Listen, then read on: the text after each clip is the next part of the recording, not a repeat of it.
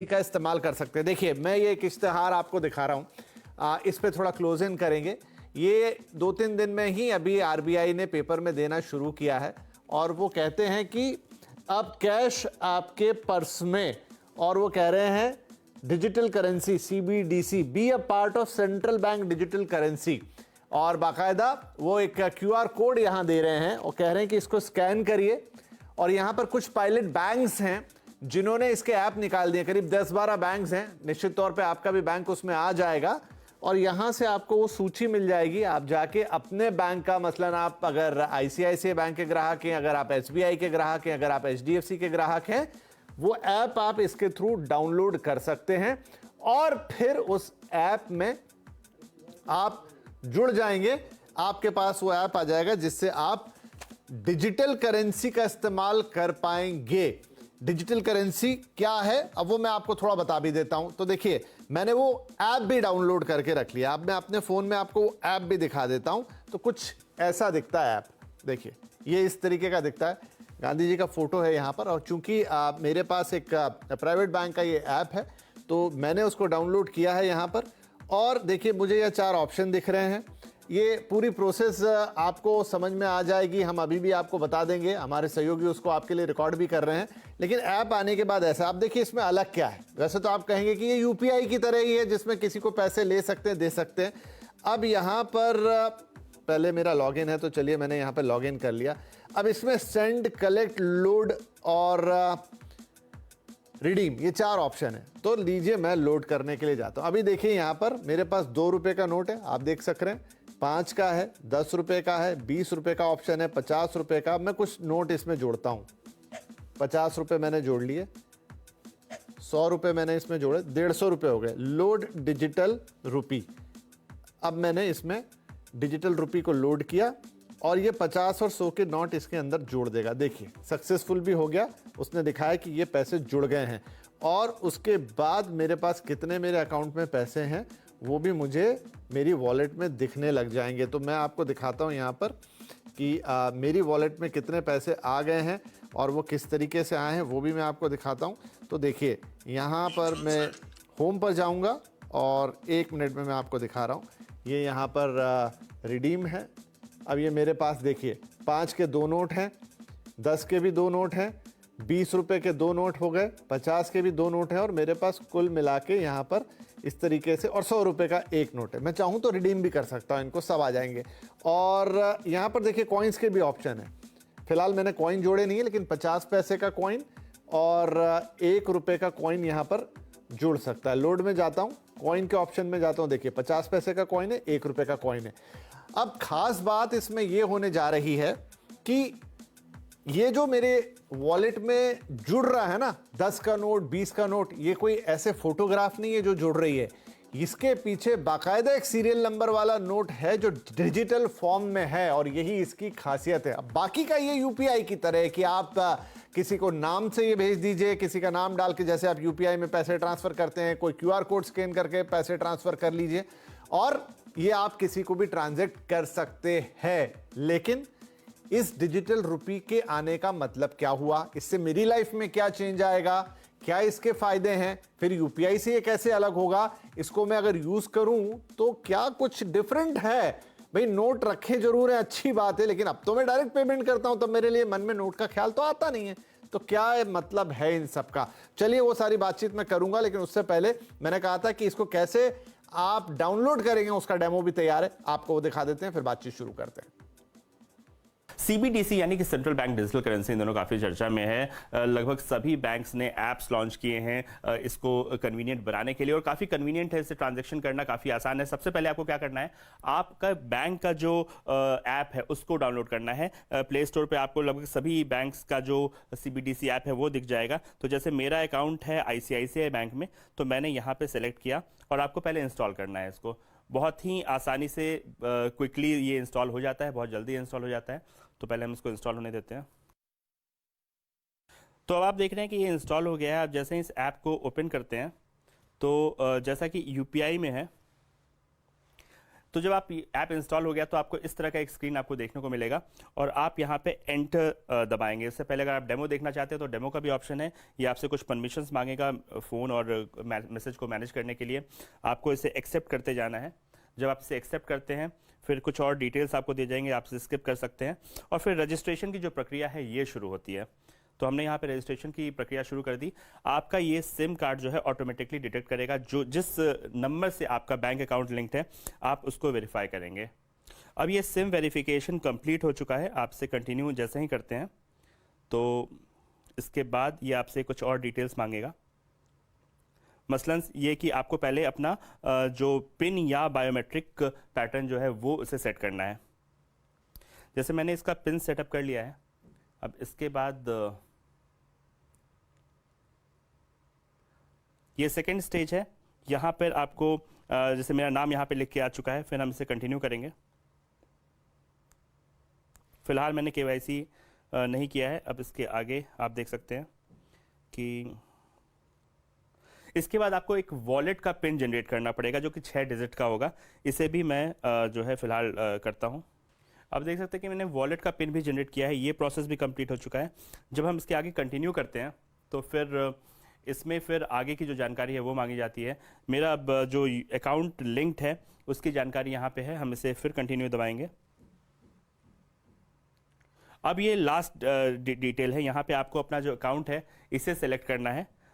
जैसे मैंने यहाँ पे सेलेक्ट कर लिया और इसके बाद आपका जो डेबिट कार्ड है उसके जो आखिरी 6 डिजिट है उसे देना है और जो एक्सपायरी डेट है उसको यहाँ पे आपको मेंशन करना है, जो मैं यहाँ पे करता हूँ। अब जब आप ये अपना पिन डाल देते हैं तो आपके पास ये जो है अब आपका सेटअप हो चुका है। अब इससे आप पेमेंट कर सकते हैं, लेकिन उससे पहले आपके सामने कुछ इंटरेस्टिंग चीज़ें हैं। यहाँ पे ये सारी डिटेल्स आपके पास है। आपको सेंड, कलेक्ट, लोड और रिडीम जैसे इंफॉर्मेशन हैं। यहाँ पे आप किसी को अगर पेमेंट करते हैं तो आपके पास कई सारे डिनोमिनेशन है। 1 रुपये से लेकर 500 रुपये तक के जो नोट हैं उसे आप सेलेक्ट कर सकते हैं और इसे आप अपलोड कर सकते हैं। और एक बार अपलोड करते हैं तो फिर आप जैसे QR कोड के माध्यम से या अकाउंट डिटेल के माध्यम से आप उसे जो है दे सकते हैं। और बिल्कुल आप जब एक बार किसी को पेमेंट कर देते हैं तो इस तरह का जो लिस्ट है वो आपके सामने बन के आ जाता है। तो काफ़ी कन्वीनियंट है, UPI जैसा ही है, लेकिन थोड़ा सा ज़्यादा फैंसी है। यहाँ पे जो सबसे अच्छी चीज़ लगी कि आपको बिल्कुल नोट बन के आएगा। आप नोट को सेलेक्ट करके अपने वॉलेट में लोड कर सकते हैं और इसी तरह से आप पेमेंट भी कर सकते हैं। और लगभग सभी बैंक्स ने यही सिस्टम अपनाया है, यही तरीका अपनाया है और इस तरीके से आप जो CBDC की जो ई-रुपी है उससे पेमेंट कर सकते हैं। रोहन शुक्रिया। तो रोहन करके ले आया ये पूरा का पूरा डेमो आपके लिए। उसके बाद की चीज़ें मैंने आपको अपने फ़ोन पर बताई थी कि मैं कैसे अपने वॉलेट में पैसे जोड़ सकता हूं, उससे पैसे निकाल सकता हूं, अपने चॉइस के नोट उसमें डाल सकता हूं, या फिर उनको रिडीम करना चाहूं कि भाई मुझे कुछ नहीं रखना, मेरे को वापस मेरे पैसे बैंक खाते में डाल दिए जाएं, अलग अलग कोई डिनोमिनेशन मुझे नहीं चाहिए। तो सब कुछ हो सकता है। नाउ बड़ा सवाल यह है कि इन सब का क्या मतलब और क्या फ़ायदा।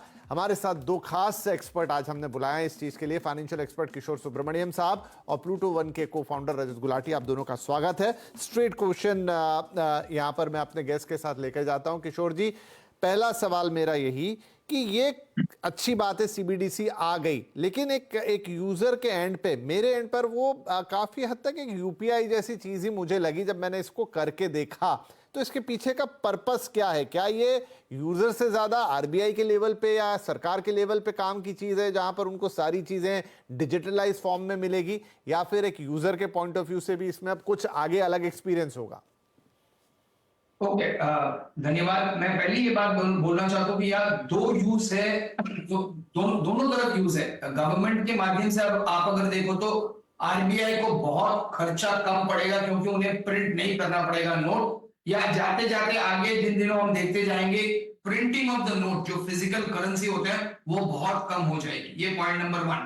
पॉइंट नंबर 2, RBI के ये माध्यम से डिजिटल करेंसी से आपको एक एडवांटेज होगा कि आपको नोट को मेंटेन नहीं करना पड़ेगा, क्योंकि सर्कुलेशन जो करेंसी होती है वो सर्कुलेशन में रहती है। वो मेरे हाथ से आपके हाथ से किसी और के हाथ में ये सर्कुलेट होती है, तो ये नोट्स सॉइल्ड हो जाते हैं। तो फिजिकल करेंसी ना मेंटेन करने की वजह से ये सॉइल्ड नोट्स और नोट्स की बर्बादी, टूटी फूटी, ये सब कुछ नहीं होगी।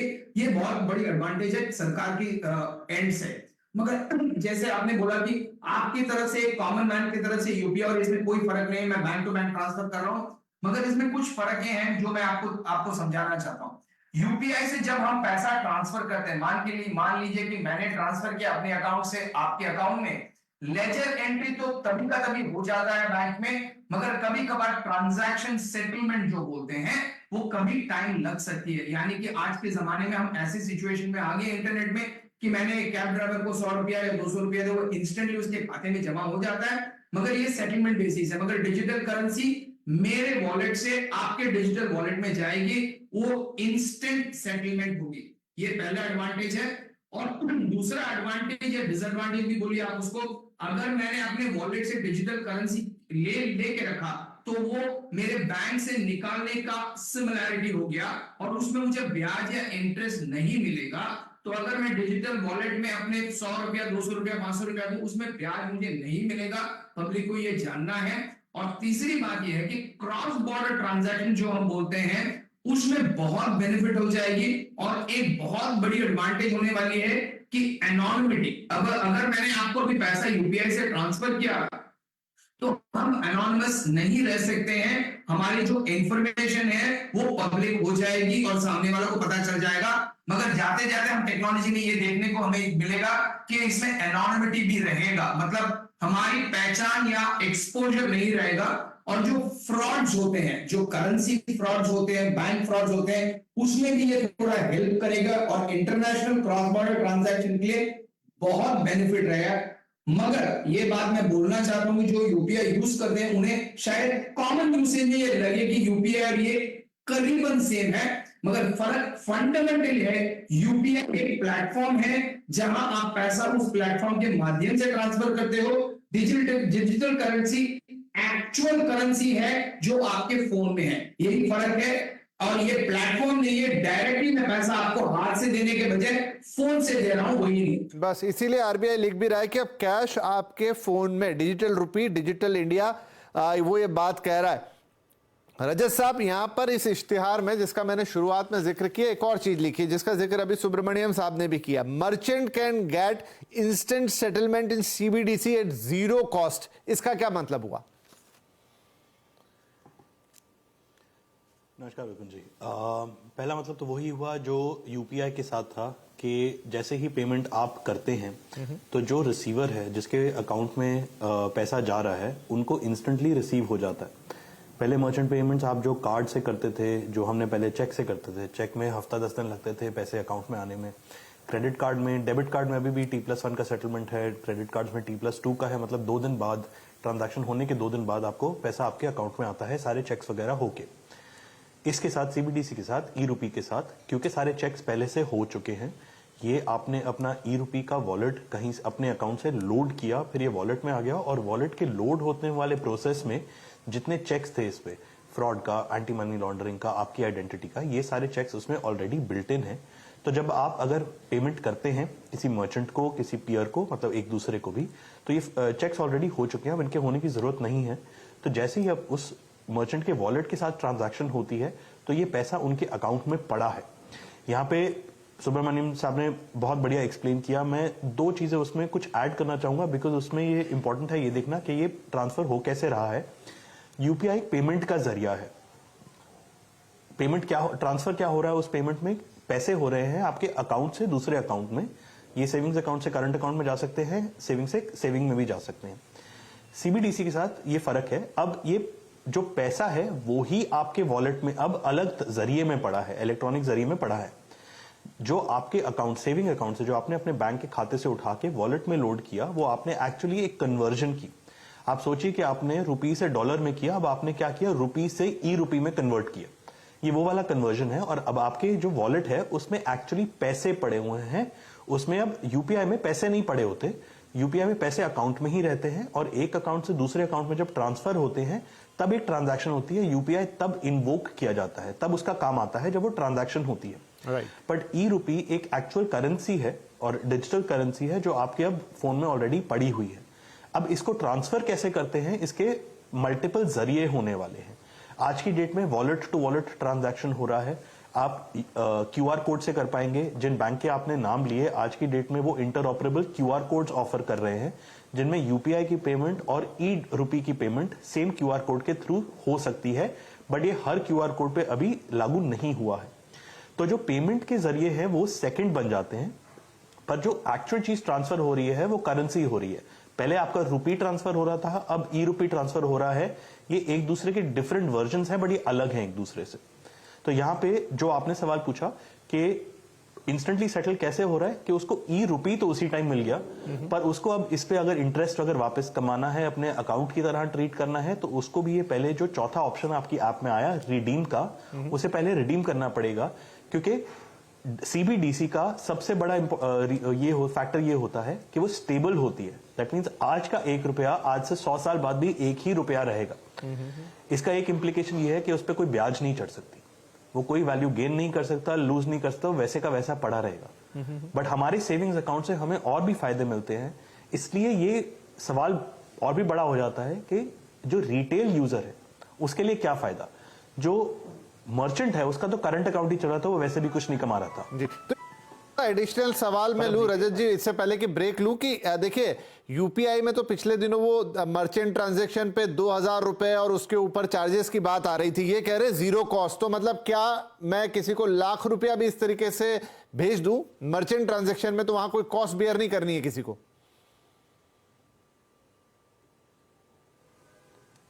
जी, ये सब कुछ आरबीआई के थ्रू है, तो कोई कॉस्ट नहीं है। ये आरबीआई टू आरबीआई की सेटलमेंट है। ओके, तो ये एक अच्छी बात हो सकता है कि फिर आगे मर्चेंट कहे कि मुझे आप डिजिटल रुपी या सीबीडीसी में आप मुझे पेमेंट कर दीजिए, क्योंकि वो एक रियल पेमेंट है। ऐसा ही है जैसे आप किसी को कैश दे रहे हैं, लेकिन सिर्फ यह है कि डिजिटल फॉर्म में। एक छोटा सा मुझे ब्रेक लेना होगा यहां पर, और ब्रेक के बाद मैं इससे जुड़े कुछ और सवाल जो कि दर्शकों के मन में हैं वो पूछना चाहूंगा कि एक्चुअली में आगे चलते हुए इसके क्या और रूप हमें देखने को मिलेंगे। क्या तब बाकी चीजें हट जाएंगी, सिर्फ इसी तरह के ट्रांजैक्शन होते रहेंगे? क्या कल को हमारी सैलरी भी इसी फॉर्म में आएगी? ये कुछ सवाल है मन में, जरूर इन पे बातचीत होगी, लेकिन छोटे से ब्रेक के बाद।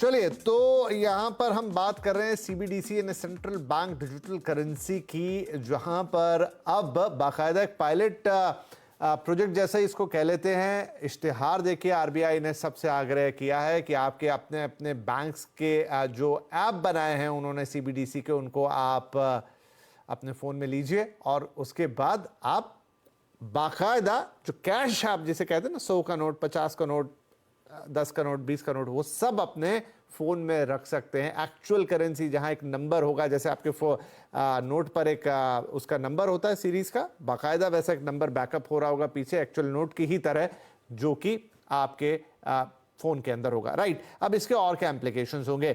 सुब्रमण्यम साहब, एक और चीज, क्या आगे चलते हुए फॉर एग्जांपल कि किसी की सैलरी वो पूरी की पूरी, अभी तो क्या है, मुझे सैलरी मिलती है, वो बैंक में जमा होती है, अलग बात है कि हम उसको बैंक से विड्रॉ नहीं कर रहे हैं और यूपीआई के थ्रू तमाम पेमेंट्स कर लेते हैं, कैश थोड़ा बहुत किसी ने निकाला नहीं निकाला, आजकल कैश की उतनी सिग्निफिकेंस कम हो गई। लेकिन क्या आगे ऐसा होगा कि लेकिन ये तो है ना कि मेरे बैंक अकाउंट में एक पैसा रखा हुआ है, चाहूं तो आज चेक से या कार्ड से निकालूं तो मुझे कैश मिलेगा, लेकिन क्या ऐसा होगा आगे चलते हुए कि हमें पूरी की पूरी सैलरी ही इस फॉर्म में मिलने लग जाए, सीबीडीसी के फॉर्म में? तो पहले मैं ये बात मैं तो अभी गेस वर्क नहीं करना चाहता हूं, मगर मुझे लग रहा है कि पूरा Bharat over next 5 years digital currency में चेंज ओवर हो जाएंगे। मगर इसमें एक चैलेंज है कि हमें ये जानना पड़ेगा कि इसके लिए हमें स्मार्टफोन की जरूरत है, और स्मार्टफोन और इंटरनेट की जो पेनिट्रेशन है उसमें बहुत इंपॉर्टेंस रहेगी। मगर इसके साथ मैं 2 और पॉइंट आपको ऐड करना चाहता हूं जो बहुत आदमी नहीं सोचते हैं, कॉमन पब्लिक के लिए कैसे यूज होगा। पहली बात है कि कॉमन पब्लिक इसमें ये एडवांटेज पाएंगे कि अगर मेरे पर्स में अगर 500 रुपया 1000 रुपया है, मुझे खोने की चांसेस है जो डिजिटल करेंसी में कभी नहीं है, तो मैं पैसा खो नहीं सकता हूं। दूसरी बात होगी कि मैंने आपको मान के चलिए 10,000 रुपया ट्रांसफर किया, मान के चलिए मैं फिजिकल कैश में डील करता हूं और मैंने आपको 10,000 रुपया दिया, किसी के थ्रू भिजवाया, और आपने वो रिसीव करके बोला मुझे 10,000 नहीं मिला मगर 9,500 मिला, तो ये जो डिस्प्यूट आती है कि एक नोट कम था 2 नोट ज्यादा था, वो सब बंद हो जाएगी, क्योंकि मैं अगर ट्रांसफर करूं तो उसका डिजिटल प्रूफ जिसे कहते हैं ट्रेस ऑफ रिकॉर्ड्स रहेगा और ये कंफ्यूजन्स कम रहेंगे।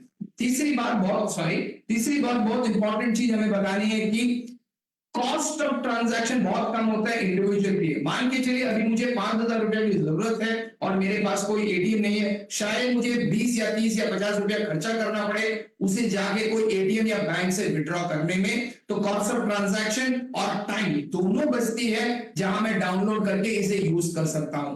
तो cost of transaction, safety, transparency, trace of records and probably जैसे आपने सवाल किया सैलरी और ट्रांजैक्शन बिटवीन B2C जिसे बोलते हैं बिजनेस टू कंज्यूमर, वो पूरे ही डिजिटल में हो जाएगा।